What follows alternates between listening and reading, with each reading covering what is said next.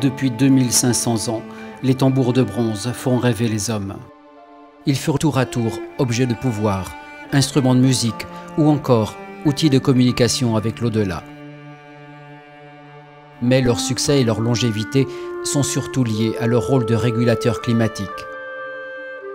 À toutes les époques, ils furent l'objet d'un commerce sur de longues distances, une tendance qui ne se dément pas aujourd'hui puisqu'ils continuent d'alimenter passions et trafics. L'économiste Jacques de Guerny s'est pris de passion pour ces objets hors du commun. Durant 4 années, il a sillonné les routes du sud de la Chine et de l'Asie du Sud-Est à la rencontre des meilleurs spécialistes, des fondeurs et des derniers tambourinaires. Il s'est forgé une opinion détachée des idées reçues et des passions nationalistes.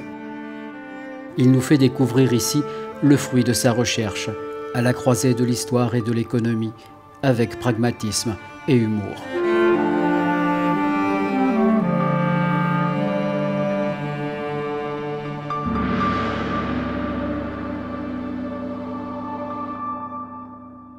On les appelle essentiellement les tambours de bronze de l'Asie du Sud-Est, parce qu'ils partent du sud de la Chine actuelle et ils vont jusqu'en Indonésie. Ça couvre donc un territoire très important de plusieurs milliers de kilomètres en longueur et en largeur. Toute cette aventure date d'environ 2500 ans. On ne sait pas exactement quand, parce qu'on n'est pas capable, avec les systèmes actuels, ça paraît étrange, mais de dater précisément le bronze. Le bronze a beaucoup de qualités, mais il n'a pas, comme d'autres matériaux, de carbone, il ne comporte pas un certain nombre de choses qui permettent de les dater. Et on date finalement les tambours en partie en tenant compte de ce qui les accompagne dans les tombes, c'est-à-dire très souvent des bijoux, car ils valaient cher, la clientèle était riche, mais tout ça est un peu approximatif. N'empêche qu'on peut dire, sans se tromper, que ces tambours sont nés environ il y a 2500 ans, c'est-à-dire 500 ans à peu près avant Jésus-Christ, dans la vallée du fleuve Rouge. Donc on a là un grand fleuve, toujours emprunté, et bien entendu, les gens se sont installés auprès du fleuve, source de richesse, surtout quand on cultive le riz, et c'est là qu'ils ont créé des petits royaumes qui étaient florissants, 500 ans avant Jésus-Christ, autonomes, ce qui fait que quand on dit que ces royaumes étaient vietnamiens, non, le Vietnam n'existait pas. La prélangue vietnamienne se parlait un peu, sans doute, mais rien à voir avec un pays. Et le Yunnan, de l'autre côté, c'est-à-dire côté chinois, n'était pas chinois. Donc la grande bataille à propos des tambours de bronze entre Vietnamiens et Chinois n'a aucune raison d'être, puisqu'à l'époque, la Chine n'occupait pas ces territoires et que le Vietnam n'était pas encore créé.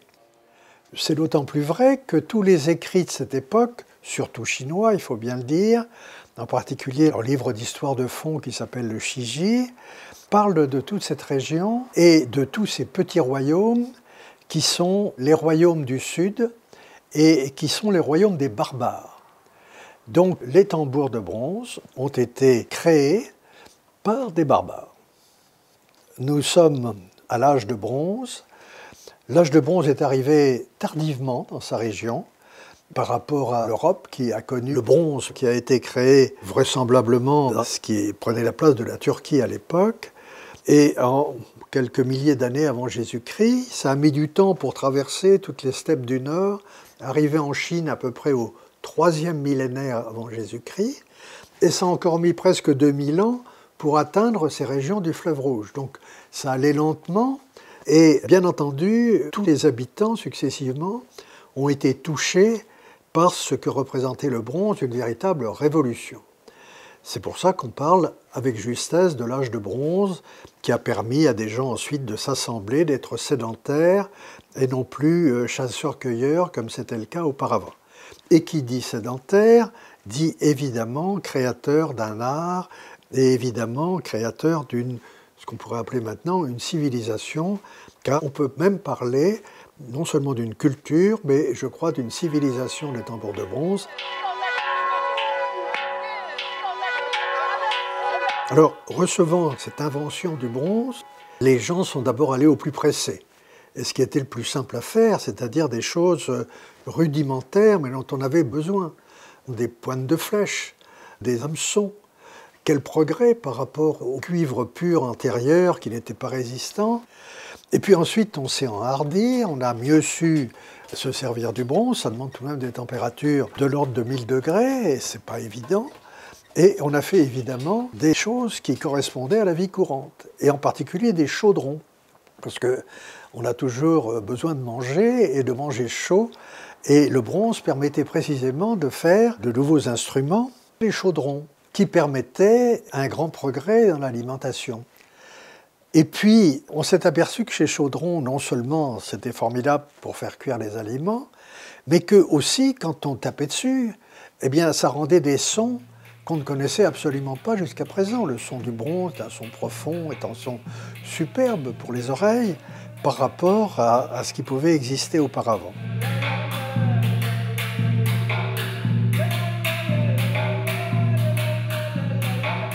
Donc, est-ce que ce sont des garnements qui faisaient une surprise party, qui ont utilisé le chaudron de papa et maman pour faire des sons?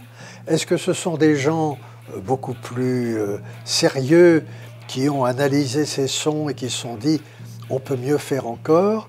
On a commencé, je crois que c'est comme ça qu'ont débuté les tambours de bronze.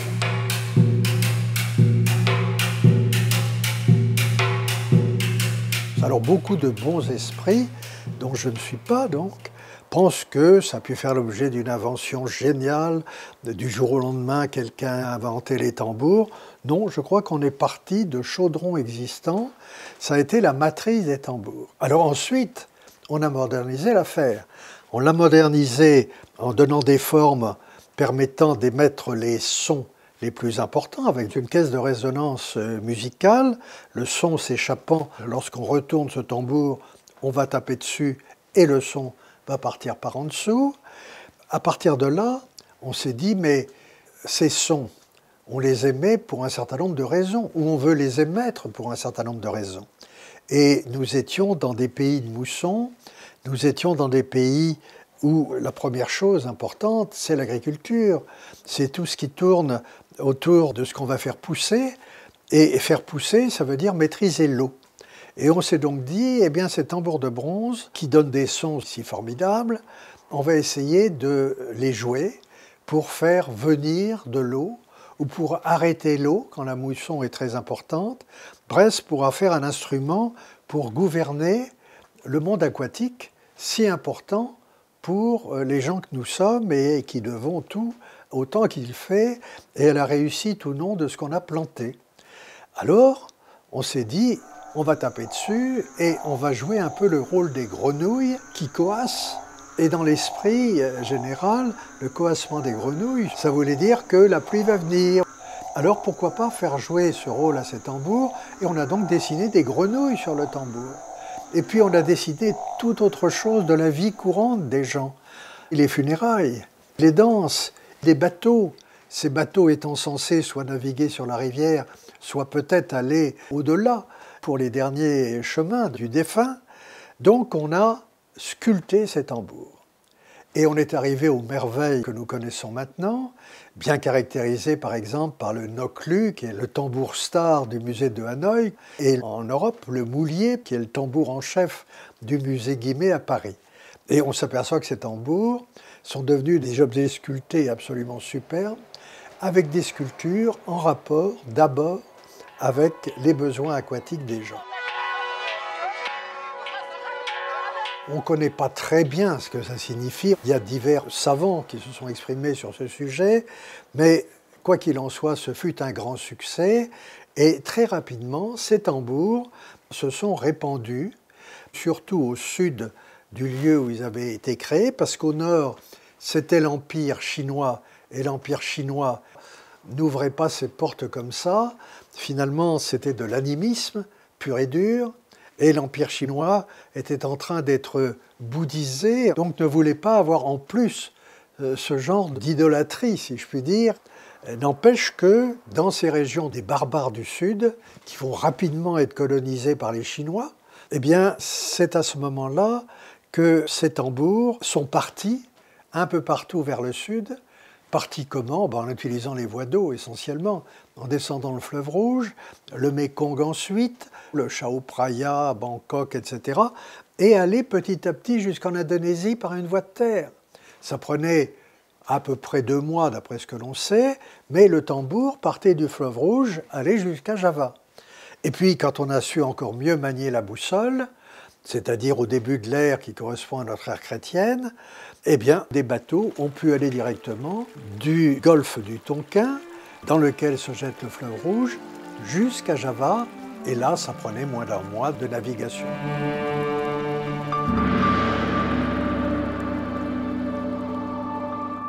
Je distinguerai 3 époques dans les tambours de bronze. La première époque qui correspond à leur création, c'est-à-dire entre moins 500 et plus 200 à peu près après Jésus-Christ, c'est le fleuve Rouge qui est la grande voie, parce que c'est autour du fleuve Rouge que ces tambours sont nés. Est-ce que c'est plutôt côté chinois maintenant, plutôt côté vietnamien maintenant? 1, personne n'en sait rien.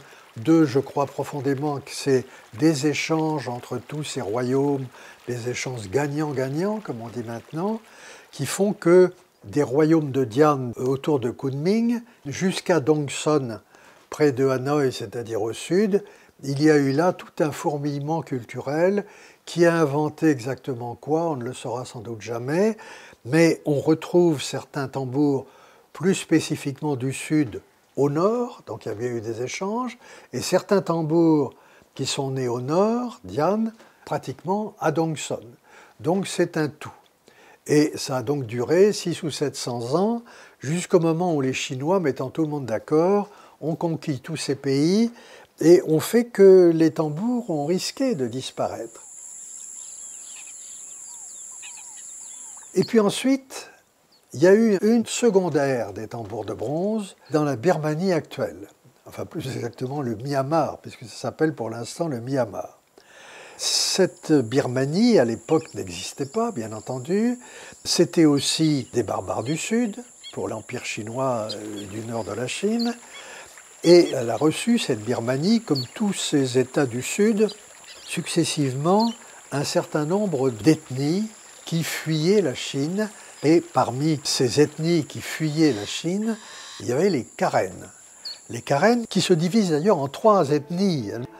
Et une de ces 3 ethnies, qui s'appelle les Karenni, ces Karenni sont arrivés à peu près vers la moitié du premier millénaire de notre ère, c'est-à-dire plus 500.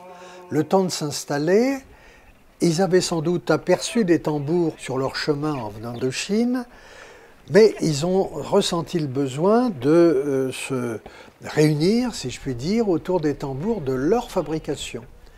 Donc ils ont créé une deuxième race de tambours de bronze qui sont plus coniques que les premiers, qui ont moins la forme de champignons et petit à petit vont être décorés comme avaient été décorés ceux du fleuve Rouge. Mais c'est bien un second grand moment dans l'histoire des tambours de bronze et à leur tour, ces tambours de bronze vont irriguer toute l'Indochine, prenant toutes les rivières possibles et imaginables, les chemins qui existent bien sûr. Il y a du commerce depuis longtemps dans ces régions. On commerce les perles, on commerce des textiles, etc., etc.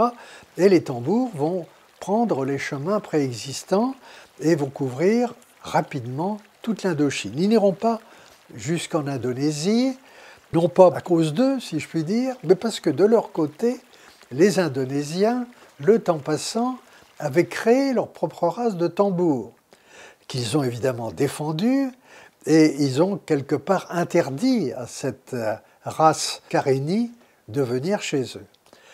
Et ce faisant, c'est le 3e âge des tambours en Indonésie.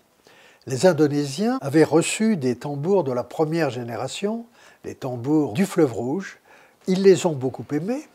Pourquoi on sait qu'ils les ont beaucoup aimés? C'est parce qu'on les a retrouvés dans leur tombe, en bonne place avec d'autres objets très importants. Et là aussi, ils ont senti le besoin de faire des tambours à eux. Mais ces tambours ont eu la forme de sabliers, c'est-à-dire ont été beaucoup plus longs et se sont imposés. On les appelle les tambours de Péjeng parce que c'est dans la ville de Péjeng qu'on a découvert les premiers. On en a mis à jour quelques dizaines pour l'instant. Ils avaient été évidemment complètement oubliés depuis lors. Donc voilà, le schéma est clair. La région numéro 1, c'est la région du fleuve Rouge. On ne peut pas parler de points particuliers. Vous me permettez de parler de grappes, comme disent les économistes, quand il y a plusieurs points qui forment un ensemble. Et puis la grappe numéro 2, c'est la Birmanie. Et la grappe numéro 3, c'est l'Indonésie.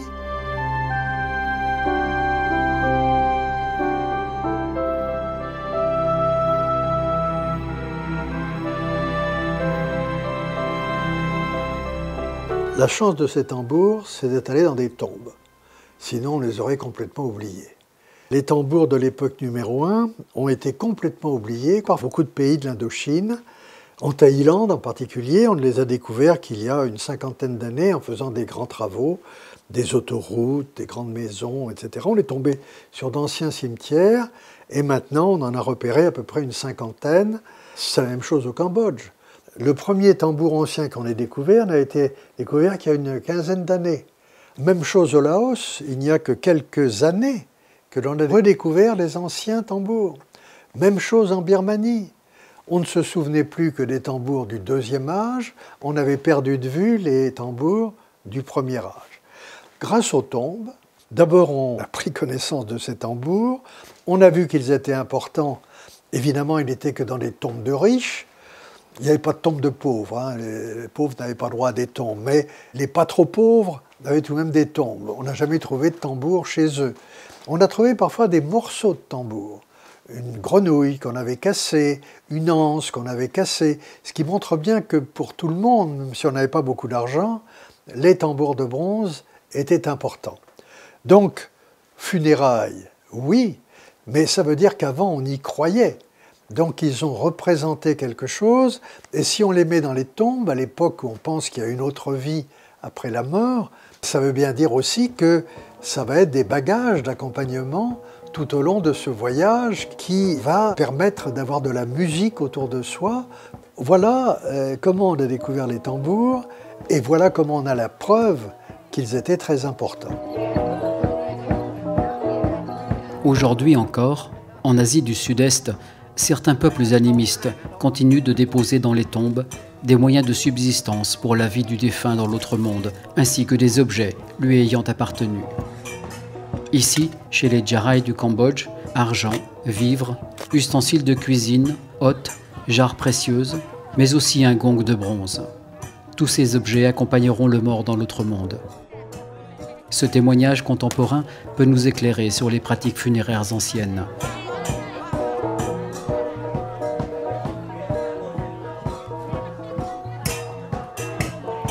Ces tambours ne servaient pas qu'à des funérailles. On a vu au départ qu'ils servaient à appeler l'eau ou à faire cesser l'eau. Et c'est pour ça qu'ils ont été ornés d'abord d'un certain nombre de choses aquatiques, dont les fameuses grenouilles.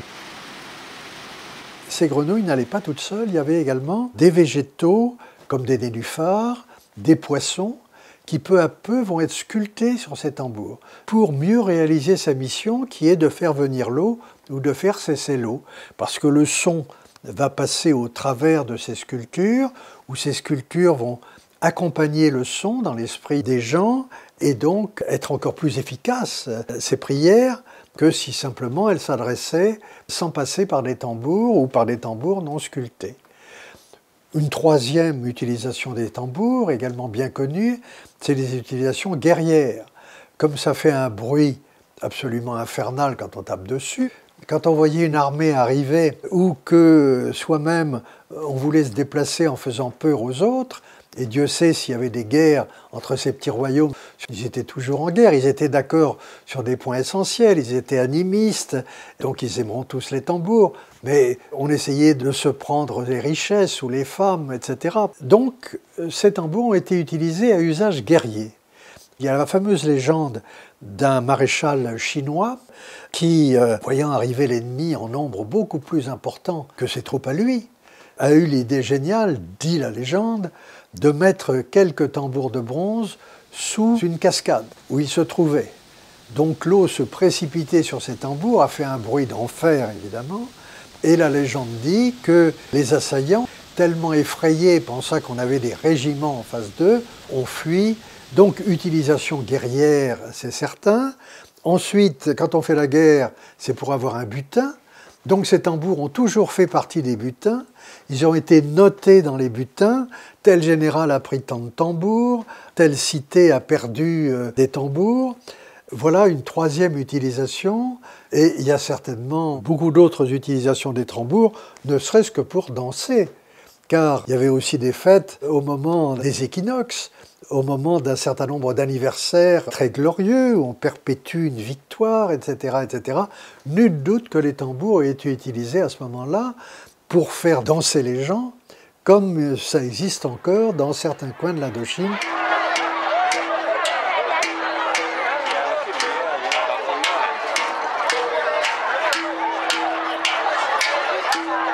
Des tambours de bronze ont été construits en Chine jusqu'à maintenant, et en particulier jusqu'à la dernière impératrice Qing, qui était donc sur le trône jusqu'au début du XXe siècle. L'Empire central de Chine étant déjà créé, les Chinois en ont eu assez de ces gens qui venaient faire des razzias chez eux, et en 200 avant Jésus-Christ, ont décidé de prendre leur contrôle.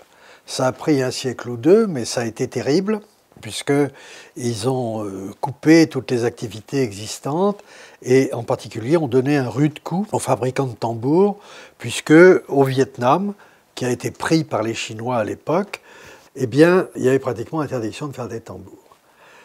Et cependant, ces tambours ont continué à être fabriqués dans les provinces nouvellement acquises par les Chinois, qui s'appellent essentiellement le Yunnan et le Guangxi. Ces régions étaient peuplées, et le sont toujours, de minorités, c'est-à-dire de gens qui n'étaient pas de l'ethnie Han, qui étaient en train de commencer à gouverner la Chine, et que, sans se rebiffer, parce qu'on ne se rebiffait pas contre l'Empire central, ces gens ont continué à fabriquer les tambours de bronze. Donc on a eu la génération des tambours champignons, qui ont perduré en Chine, et on retrouve dans toute l'histoire de la Chine des dynasties Song, des dynasties Ming, des dynasties Qing, où on parle de ces tambours que l'on fabrique, que l'on vend, que l'on s'échange, que l'on se prend lorsqu'on est en guerre roi, etc., etc. Donc la Chine a joué un très grand rôle en faisant que ces tambours n'ont jamais été oubliés en Chine, mais la Chine n'a jamais été pour les tambours. On les a tolérés. Les tambours étaient des objets animistes fondamentalement. Donc les grandes pensées chinoises, que ce soit le confucianisme ou que ce soit ensuite le bouddhisme, n'ont jamais aimé les tambours. Les tambours de bronze sont donc nés dans une région qui correspond aujourd'hui au sud de la Chine et au nord du Vietnam. Mais ailleurs, en Asie du Sud-Est, d'autres cultures ont acheté ou recréé selon leur goût ces régulateurs climatiques tellement indispensables à la vie. Jacques de Guerny a exploré chacune de ces aires culturelles, aujourd'hui découpées par des frontières étatiques.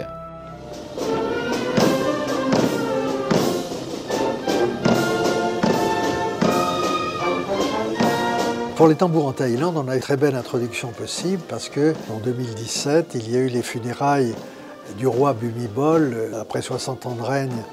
Il y avait en tête du cortège 4 tambours que l'on a joués pendant des kilomètres. Ça veut dire que les tambours représentent quelque chose en Thaïlande.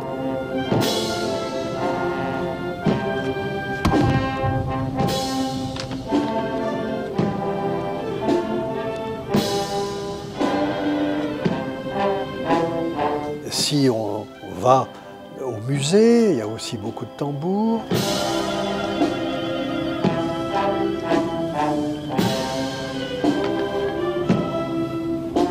Et si on va dans certaines maisons particulières, qui généralement ce sont des riches, parce que les tambours valent cher, eh bien les tambours existent, et sont aimés, et sont priés, un peu comme l'autel des ancêtres est prié. On met parfois sur des tambours des petites lampes allumées, des fruits, des verres contenant des liquides alcooliques ou non, en hommage aux ancêtres. Mais ce que l'on peut remarquer, c'est que ces tambours sont d'une catégorie bien particulière, la fameuse grappe numéro 2 dont on a parlé, c'est-à-dire ils viennent tous de Birmanie. Même si beaucoup de Thaïlandais sont prêts à jurer que ça a été fabriqué en Thaïlande et que ce sont des tambours fondamentalement thaïlandais. Non, ils viennent de Birmanie, mais il y a tellement eu de luttes entre la Birmanie et de la Thaïlande, avec des destructions massives, rappelons-nous Ayutthaya, Sukhothai, etc., de partout d'autres d'ailleurs, parce qu'on a guerroyé aussi en Birmanie, que finalement c'est une manière, si j'ose dire, d'avoir des relations qui font que les tambours birmans sont devenus naturellement pour les Thaïlandais des tambours thaïlandais.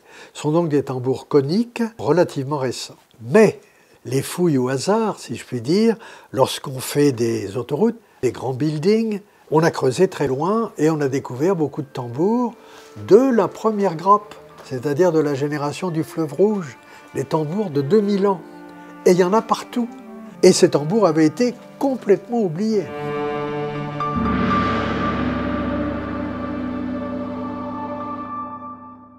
Le Laos a été considéré jusqu'à ce que le Laos devienne un régime communiste comme la patrie des tambours, parce que toutes les familles, ou presque, avaient des tambours. Pas les plus pauvres toujours, mais toutes les familles avaient des tambours, et même des familles pas très riches, parce que leurs membres allaient souvent se louer pendant une saison, pendant une récolte, dans les pays voisins, et en particulier en Birmanie, et ramenaient à ce moment-là des tambours. Soit gros, soit moyens, soit petits, parce qu'il y a eu des mini-tambours dans toute la zone, qui ne faisaient pas de son, mais enfin qui avaient la forme d'un tambour. Et donc, beaucoup de classes sociales au Laos ont eu des tambours. Mais c'est une mode qui est tout de même relativement récente. C'est-à-dire qu'elle date peut-être de 200 ou 300 ans, et qu'aucun de ces tambours jusqu'à présent, sauf preuve contraire à trouver demain, il faut être humble évidemment, mais qu'il n'y a pas eu de tambour fabriqué au Laos. En tout cas dans le Laos actuel, avec les frontières actuelles, qui sont essentiellement des frontières coloniales. Et tous les tambours qu'on a considérés comme laotiens sont en fait des tambours karenni. Mais c'est l'époque récente des tambours. Mais en creusant ces dernières années, ou en faisant des découvertes à l'intérieur d'anciennes mines, on a trouvé de vieux tambours datant de 2000 ans, mais qui tous, jusqu'à nouvel ordre, ont été fabriqués ailleurs qu'au Laos actuel, et en particulier venaient de ce fameux Fleuve Rouge.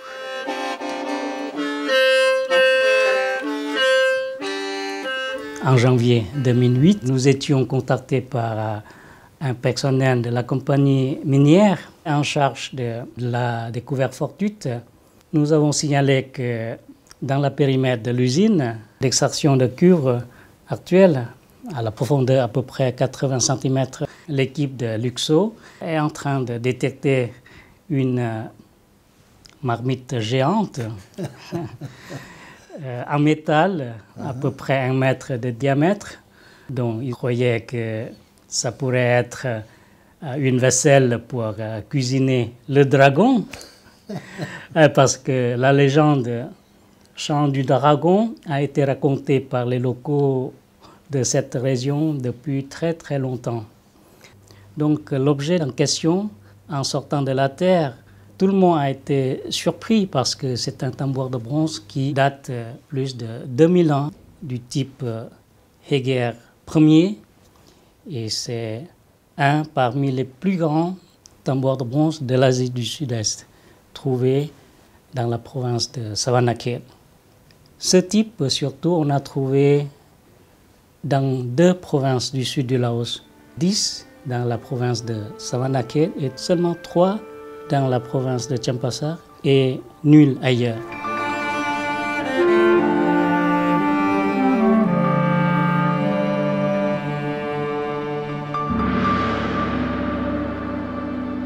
Le Cambodge, jusqu'à présent, est très pauvre en matière de tambour.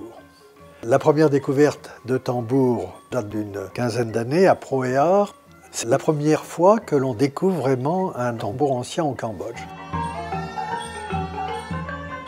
Lors de l'année 2015, il y a des pillages terribles dans le province de Raven. Les gens villageois Il a découvert pas mal de tambours et l'a vendu à Kaikong de Phnom Penh, a venu au village pour collecter tous les tambours de Phong. Donc à cette époque-là, quand les archéologues du ministère de la Culture et de la faculté d'archéologie venaient au site pour faire des études, des fouilles, et on peut travailler avec les gens villageois pour récupérer les restes. Il n'y a que les parties sous la route, les gens villageois ne peuvent pas faire des fouilles. Donc, c'est parti que les archéologues peuvent récupérer, stratigraphier les restes.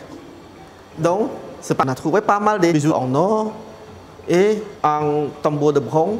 Un petit peu particulier, c'est le tambour, il y a un crâne dans le tambour. C'est-à-dire le tambour utilisé pour le cérémonie funéraire. Dans la collection personnelle du roi, il y a quelques tambours.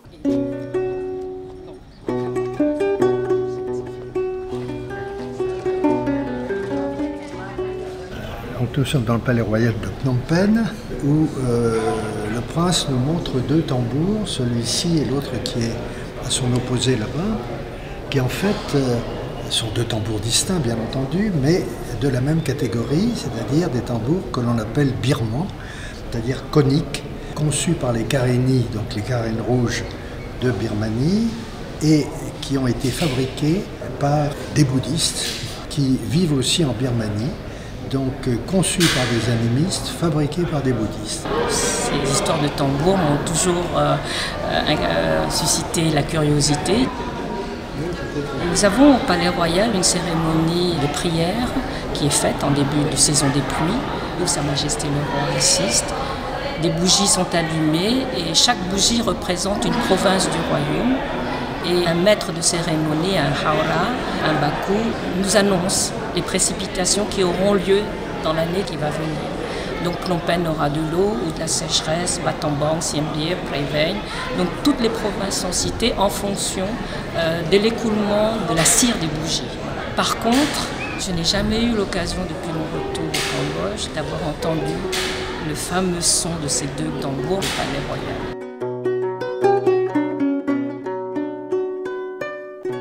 Les tambours en Indonésie, c'est donc dans notre classification la grappe numéro 3. En Indonésie sont donc arrivés du fleuve Rouge des tambours de la grappe numéro 1, que l'on a retrouvés dans les tombes, donc ils ont été admis, ils ont été priés également en Indonésie il y a 2000 ans. Et puis les Indonésiens ont donc pris goût au tambour à ce moment-là et ont décidé de créer leur tambour à eux. Ils leur ont donné la forme de sablier, c'est-à-dire de tambours beaucoup plus longs que les tambours venus du fleuve Rouge, se tapant sur aussi un tympan beaucoup plus petit en circonférence, et puis avec des sculptures beaucoup plus locales, et en particulier des sculptures de tête qui reproduisent des sculptures en pierre qui avaient été faites sur les tombes locales.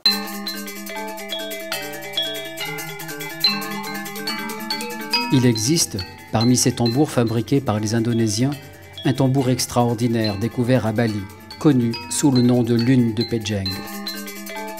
Le tambour de Pejeng est un tambour très particulier. D'abord parce que c'est le premier qui a été découvert, en tout cas à notre connaissance, à la fin du XVIIIe siècle. Et d'autre part parce que c'est le plus long de ces découverts, 1,98 m de long, ce qui est considérable. Et Pejeng parce que c'est le village dans lequel il a été trouvé à Bali. À ce moment-là, c'est un Néerlandais, puisque l'Indonésie était néerlandaise, qui s'appelait Rufus, qui a fait un rapport spécial. Donc, il a vu cette immense affaire. Les gens pensaient que c'était quelque chose qui était tombé de la Lune. Donc, on a appelé cet instrument la lune de Pejeng. Et c'est devenu la référence de tous les tambours indonésiens. Partout, maintenant qu'on s'intéresse aux tambours, on essaie de trouver les moules des tambours. L'un des seuls moules qu'on a retrouvé en Indonésie, c'est précisément un moule de cette fameuse lune de Pejeng. Alors, ce n'est pas un moule qui fait 1,98 m de long, c'est un moule qui fait quelques dizaines de centimètres, mais qui correspond à une partie bien particulière du gros tambour. Et effectivement, on sait que les penjeng ont existé, mais on sait qu'ils ont été créés sur place. Car on aurait pu se demander, mais est-ce qu'on ne les a pas fait fabriquer dans le fleuve Rouge ou ailleurs? Non. Les Indonésiens ont fait des penjeng, et la preuve, c'est précisément qu'il y a un morceau de moule qui a servi à mouler un penjeng ou un morceau de penjeng. On a trouvé des penjeng plus réduits dans un certain nombre de tombes. Et puis, on a trouvé également d'autres tambours qu'on a appelés des moko, qui représentent à peu près la même chose, mais en plus petit. Ce que l'on peut dire, c'est qu'ils ont perduré jusqu'à maintenant, alors que les penjeng ont complètement disparu. Les moko, ils sont toujours fabriqués et ils sont toujours achetés en Indonésie. Ils sont fabriqués à Java et ils étaient vendus dans des îles qui s'appellent les îles d'Alor. Ça demandait une huitaine de jours de navigation et encore pas très longtemps. Ces tambours ont une activité bien particulière là-bas, c'est de servir de dot de mariage. En tout cas, c'était le cas jusqu'à une époque récente. Les premières études là-dessus d'une américaine, Cora Dubois, qui a fait à l'époque de la Seconde Guerre mondiale un long séjour et une longue étude sur les tambours de bronze, très intéressante parce qu'à l'époque, ils étaient toujours en pleine activité, si je puis dire. Il y avait des commerces de tambours de bronze, c'était la mode. Toutes les épouses avaient des tambours de bronze, ils étaient respectés, priés, etc., à toute occasion, non seulement pendant le mariage, mais les équinoxes, les funérailles, etc., etc. 80 ans plus tard, c'est devenu des reliques, jouées de temps en temps, mais les dames n'y croient plus trop.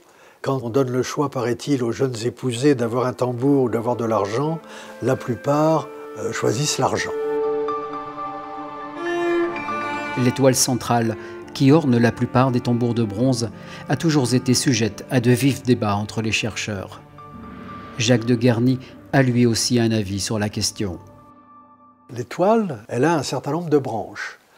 Alors, on ne peut pas dire que le nombre de branches classe vraiment ni le tambour, ni l'étoile. Bien sûr, quand il y a des plus gros tambours, généralement, il y a plus de branches, mais je pense qu'on ne peut pas en faire une règle du jeu. Ce qu'on remarque, c'est que, en mettant une étoile au centre du tambour, on va renforcer l'épaisseur du tambour, puisque c'est une sculpture qui va être partie intrinsèque de cette surface plane, puisqu'elle a été fondue d'un seul coup avec le bronze. À cet endroit-là, on a une épaisseur plus importante. Et on peut dire que si on n'avait pas fait une étoile ou un soleil, il fallait le créer. Parce que quand on va taper sur le tambour, et taper très fort pour faire des sons, si on est à la guerre en particulier, ça veut dire que sur cette surface, sur le centre, il va y avoir un certain nombre de coups qui vont être donnés. Donc de toute manière, on avait certainement intérêt, étoile ou pas étoile, à renforcer le centre du tambour. Lui donner la forme d'étoile, ça a un mérite particulier, même si on pense que ça ne signifie pas le soleil ou Dieu sait quel astre, c'est que ça va aider à la répartition du son. C'est-à-dire que le son, on va frapper au milieu, va s'échapper et va en particulier être sensible au format de cette étoile, appelons-la étoile, pour s'échapper. Ce qu'on peut dire également, c'est que, puisque c'est une sculpture ronde, ce tympan-hétéron, il fallait bien faire quelque chose au centre. Et que même dans les cultures qui n'étaient pas des cultures de soleil, j'allais dire dans le monde entier, on a toujours eu quelque chose à mettre au centre du dispositif. On ne pouvait pas laisser ça vide, d'autant qu'on allait cogner dessus. Donc toutes ces raisons font que, oui, ça a une apparence d'étoile, pour nous occidentaux en particulier, mais que ce n'est pas nécessairement une étoile, et plusieurs pensent que ce n'est pas forcément une étoile, et parmi les grands spécialistes, eh bien, on ne peut pas parler d'étoile. J'ajouterai un dernier petit point. Je me suis amusé puisque je me suis promené dans tous ces pays. À chaque fois, j'ai vu les tambours, j'ai vu les professionnels, les universitaires, les professeurs, les directeurs de musées. Puis j'ai vu aussi des paysans. Mais quand on demande à ces gens de dire qu'est-ce que vous pensez, c'est une étoile? Alors, on vous regarde avec des grands yeux, ça, une étoile? Et quand on leur demande de dessiner eux-mêmes une étoile, jamais on m'a dessiné une étoile comme ça. On distingue quelque chose qui tourne un peu, mais qui n'a pas la forme d'étoile au sens occidental du terme.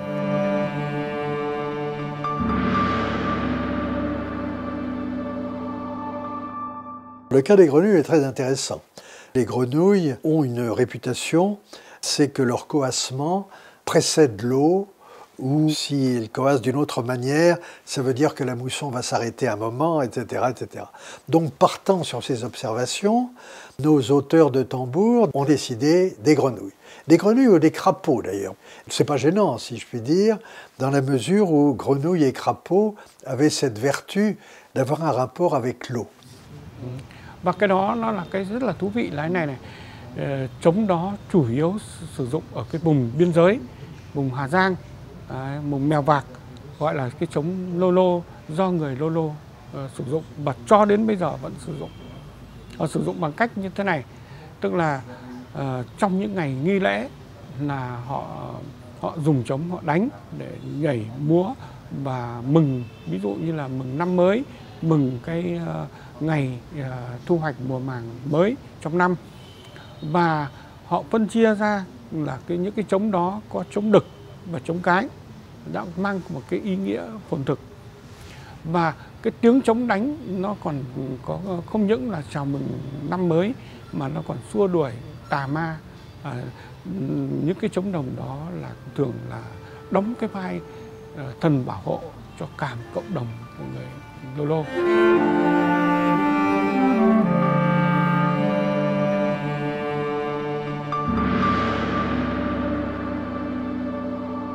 Comme on l'a vu, cette civilisation des tambours de bronze est née au niveau du fleuve Rouge, grappe numéro 1. Et puis elle s'est répandue un peu partout jusqu'à être à la base des grappes numéro 2, des grappes numéro 3, en tout cas d'envahir toute l'Indochine et toute l'Indonésie. Je pense que tout ça peut s'expliquer. Ces tambours ne sont pas arrivés par hasard là ou là. Ces tambours n'ont pas été fabriqués par hasard en surplus pour le plaisir d'en faire en surplus. Car s'il n'y avait que des tambours fabriqués pour le fleuve Rouge, ils seraient restés dans le fleuve Rouge. C'est donc bien qu'on a demandé des tambours aux artisans du fleuve Rouge en disant « vos tambours sont appréciés ». Ça coûtait très cher de faire un tambour. Il fallait du cuivre d'abord, il fallait des métaux qui vont servir à faire l'alliage, l'étain, le plomb, d'autres métaux rares qui coûtaient très cher. Donc faire un tambour, il faut réunir tout un tas de matières, les mettre ensemble. Il faut avoir quelqu'un qui va être très compétent. Les très beaux tambours, il faut vraiment des artistes. Artisans ou artistes, on a peine à distinguer les deux. Les très bons artisans étaient très bien payés. Donc il fallait payer les métaux, il fallait les réunir, il fallait payer l'artisan. Ça veut dire que le produit qui va sortir de l'atelier qu'il fabrique va déjà coûter très cher. Et alors, que dire du prix qu'il va falloir faire payer à celui qui à l'autre bout va acheter? Parce qu'il y a non seulement le coût de production, mais il y a le coût de distribution. Il a fallu transporter sur tambour sur 1000 km, 2000 km, 3000 km et davantage pour aller jusqu'en Indonésie. Ça coûte très cher. Et puis, ce n'est pas par hasard qu'on les envoyait, c'est qu'il y avait donc un circuit d'organiser. On ne mettait pas ça dans un navire en partance en disant ben, on verra bien ce qui se passera. C'est qu'il y avait une commande quelque part. Et c'est qu'il y avait quelqu'un au bout qui était prêt à payer quelque chose.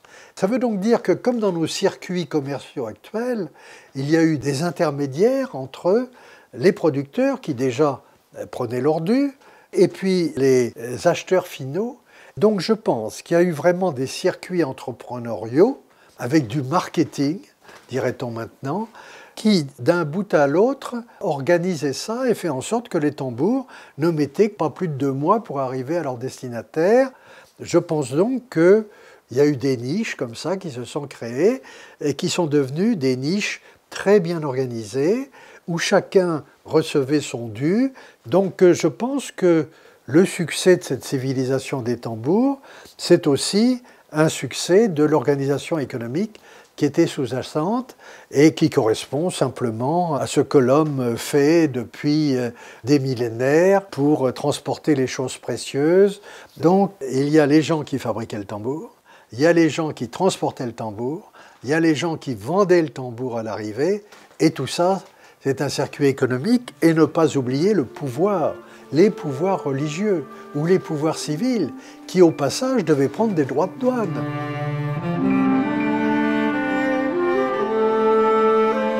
Les tambours de bronze ont désormais 25 siècles d'histoire. Mais que reste-t-il aujourd'hui de cette fabuleuse aventure? Quelle perspective pour leur devenir?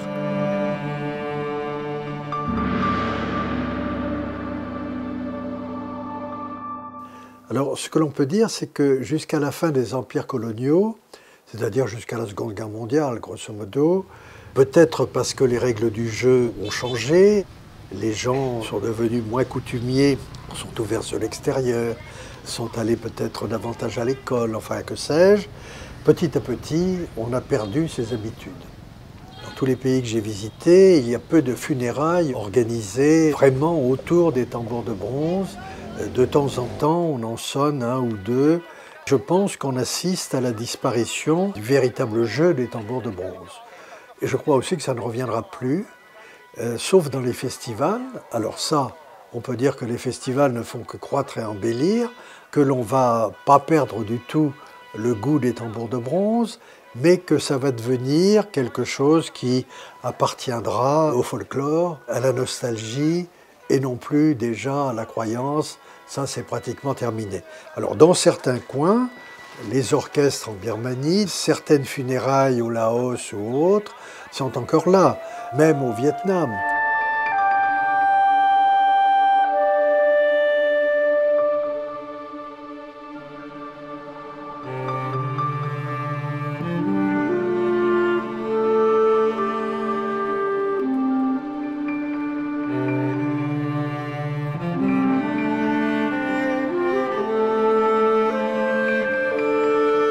Ví dụ như là chỗ chúng ta đang ngồi hiện tại giờ là đền Đồng Cổ.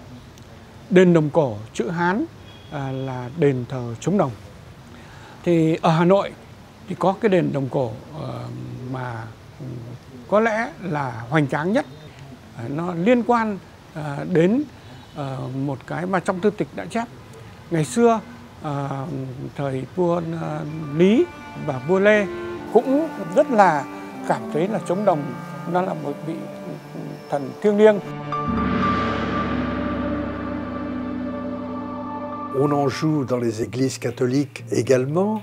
Les églises catholiques de Loïko, qui est la capitale de la Birmanie pour les tambours, on admet au baptême qu'on amène des tambours ou au mariage et qu'on joue du tambour dans l'église. Mais enfin, ça ne correspond plus du tout à l'esprit premier. Il n'y a plus d'animisme là-dedans, donc on peut dire que l'animisme est toujours partout en Asie où il est resté très profondément ancré, mais ça n'est plus le jeu du tambour de bronze qu'on avait encore il y a peu, d'autant que l'on ne fabrique plus en Birmanie de tambours de bronze depuis quelques dizaines d'années où les derniers fabricants sont morts sans laisser d'héritiers, si je puis dire. Alors, il faut se résoudre, les tambours de bronze, ça a duré 2500 ans, c'est tout de même pas mal. Il y a peu d'instruments, il y a peu de civilisations qui ont duré aussi longtemps que les 2500 ans des tambours de bronze.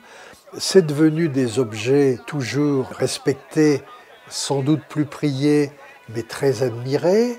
Et il n'y a pas de grand musée au monde qui n'ait pas maintenant des tambours de bronze. Il y a des collectionneurs qui, hélas, sont à la base d'un marché noir horrible, qui sont demandeurs de tambours de bronze, donc on ne va pas oublier les tambours de bronze.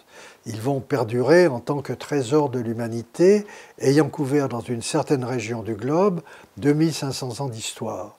J'allais dire, c'est déjà pas mal, et tant mieux, mais ne rêvons pas, même dans les îles d'alors, les dames qui reçoivent en dot un tambour de bronze n'y croient plus vraiment. Aujourd'hui, les tambours de bronze font l'objet d'un trafic à grande échelle, qui ne peut être enrayé que par une coordination internationale.